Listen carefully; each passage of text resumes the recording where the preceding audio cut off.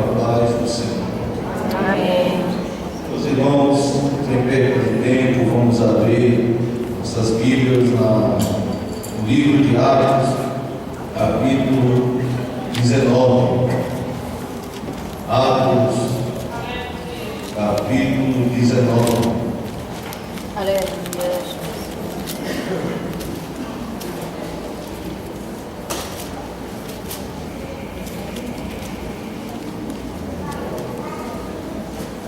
Assim diz a palavra de Deus.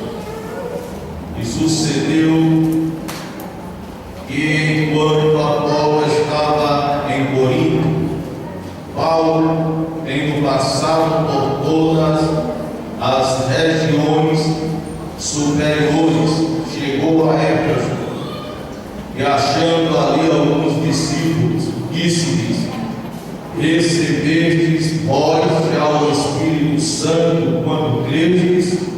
E eles disseram-lhe: nós que ainda ouvimos que haja Espírito Santo. Perguntou-lhes então: em que sois batizados então? E eles disseram: no batismo de João. Mas Paulo disse: certamente João batizou com o batismo do arrependimento, dizendo ao povo que cresce no que após ele havia de vir, isto é, em Jesus Cristo. E os que ouviram foram batizados em nome do Senhor Jesus. E pondo-lhes Paulo as mãos, veio sobre eles o Espírito Santo, e falavam em línguas e profetizavam. Estes eram ao todo uns 12 varões. Louvado seja Deus. Glória a Deus. Aqui o apóstolo Paulo está na sua terceira viagem missionária. E ele chega a Éfeso. Na verdade, ele já havia passado em Éfeso. Ele retorna a Éfeso. E naquela ocasião, o autor ele cita um discípulo que foi muito importante, um discípulo que ajudou muito o ministério de Paulo. O nome dele é Apolo. E quem foi Apolo? Voltando aí alguns versículos, no capítulo 18, versículo 24, Apolo foi um varão eloquente e poderoso nas Escrituras, judeu. Ele era um judeu, varão eloquente e poderoso nas Escrituras. Ele era fervoroso no Espírito e falava e ensinava diligentemente as coisas do Senhor. Mas ele conhecia somente o batismo de João, o batismo de João Batista. E ele falava ousadamente acerca do Senhor. E lá na sinagoga, onde ele falava, estava Priscila e Áquila.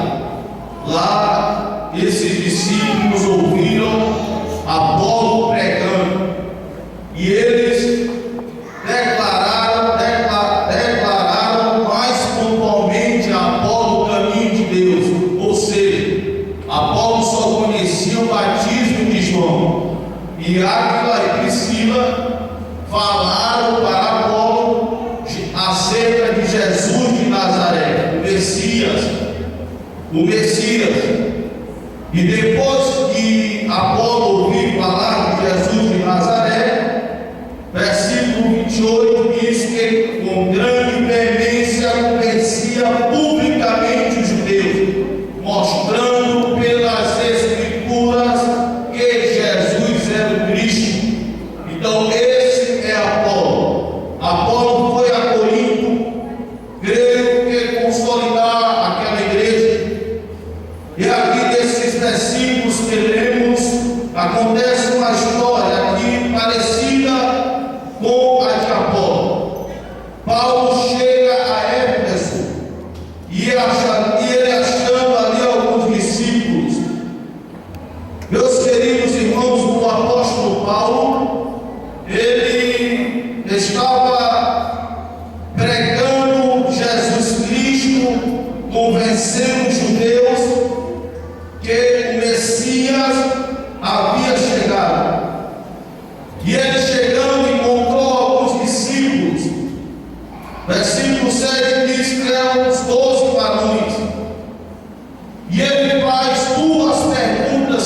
são fundamentais para saber se um verdadeiro discípulo realmente é conhecedor da palavra de Deus, ou seja, se realmente o discípulo está na direção correta segundo as Escrituras. Ele faz duas perguntas. A primeira é esta: recebestes vós já o Espírito Santo quando credes? Essa pergunta, meus queridos irmãos, o apóstolo Paulo, certamente ele sabia que o discípulo, verdadeiro discípulo de Cristo, discípulo que esperava o Messias, ele tinha que receber o Espírito Santo. Nos Evangelhos, ou no Evangelho de João, capítulo 14, versículo 17, Jesus, ele diz que o Espírito Santo é o Espírito da verdade, que o mundo não pode receber, porque não vê e nem conhece. E os discípulos, eles disseram que nem ainda ouvimos que haja Espírito Santo. Certamente eles não tinham o Espírito da verdade, eles não conheciam a verdade, eles não podiam ver a verdade. E é semelhante, meus queridos irmãos, ao que Jesus falou a Nicodemos em João 3,5. Na verdade, eu te digo: quem não nascer da água e do Espírito não pode entrar no reino de Deus. E aqui eu entendo que esses discípulos nem ouviram falar que havia Espírito Santo, ou seja, eles precisavam de um novo nascimento, eles precisavam conhecer a verdade, eles precisavam nascer de novo.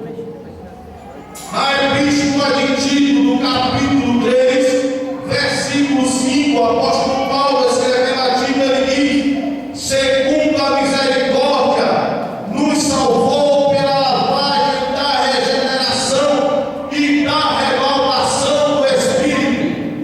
Os discípulos precisavam ser renovados, regenerados.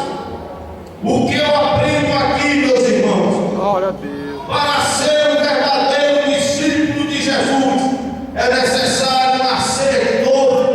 Glória a Deus. Para ser um discípulo de Cristo, é necessário conhecer a verdade. Para ser um verdadeiro discípulo, é preciso ser lavado, regenerado, renovado pelo Espírito Santo. E os discípulos precisavam disso. E os discípulos não conheciam o Espírito Santo de Deus. Meus queridos, eu entendo aqui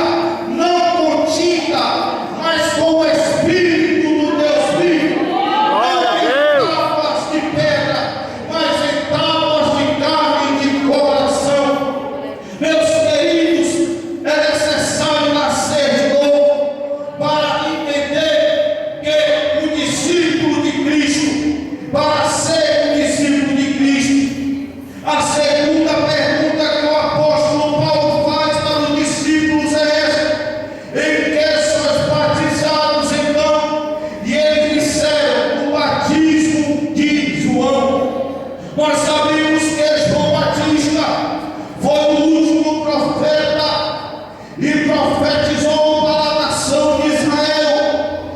Na verdade, o apóstolo Paulo, no versículo 4, ele vem explicar qual o propósito do batismo de João Batista.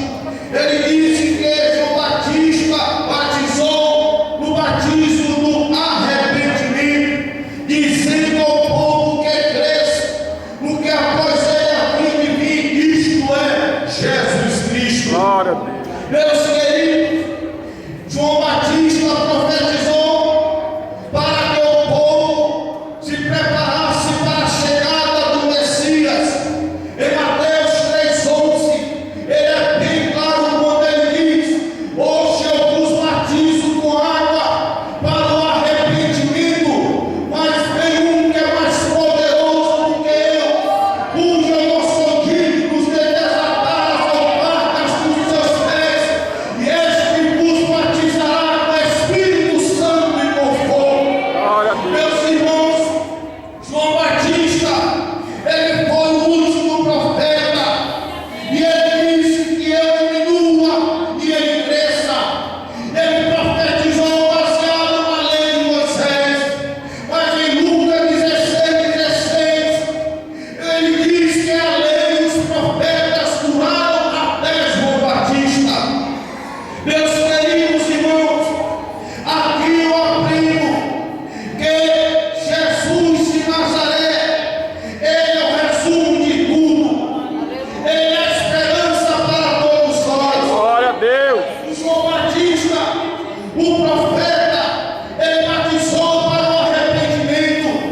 Jesus, em Mateus 28:19, ele nos dá a ordenança e que, portanto, fazer discípulos em todas as nações. Glória a Deus. Em Aleluia. nome do Pai, em nome do Filho, em nome do Espírito Santo. Meus queridos irmãos, este batismo é para os regenerados, este batismo é para os que nasceram de novo, este batismo é para os que creram e receberam o Espírito Santo de Deus. Quantos receberam o Espírito Santo de Deus aqui? Se você não recebeu esta noite, você pode receber na sua vida. Aleluia! E os que ouviram foram batizados em nome do Senhor Jesus Cristo.